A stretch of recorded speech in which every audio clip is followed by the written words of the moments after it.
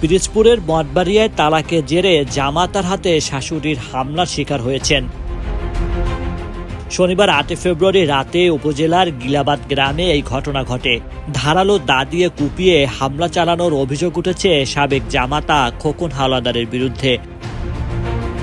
গুরুতর আহত অবস্থায় হামিদা আক্তার রিজভীকে উদ্ধার করে প্রথমে উপজেলা স্বাস্থ্য কমপ্লেক্সে নেওয়া হয়। পরে তার শারীরিক অবস্থার অবনতি হলে বরিশাল শেরে বাংলা মেডিকেল কলেজ হাসপাতালে স্থানান্তর করা হয়।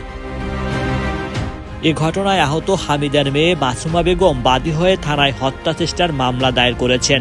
রোববার ৯ ফেব্রুয়ারি সকালে পুলিশ অভিযুক্ত খোকনকে গ্রেপ্তার করে আদালতে পাঠিয়েছে।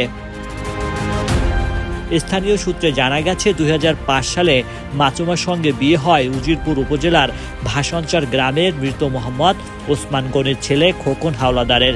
বিয়ের পর ব্যবসার কাজে তারা রানীগঞ্জের পুরান ভাড়াইল্লা খালমোড় এলাকায় বসবাস করতেন। সেখানে মাসুমার নামে জমি কিনে বাড়িও করেন খোকন।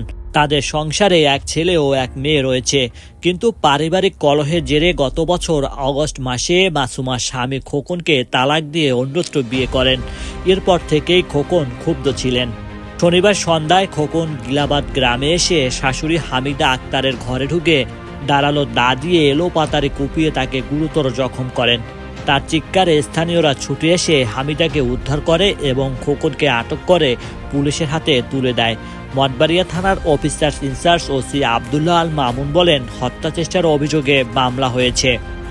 আসামিকে গ্রেপ্তার করে আদালতের মাধ্যমে জেল হাজতে পাঠানো হয়েছে।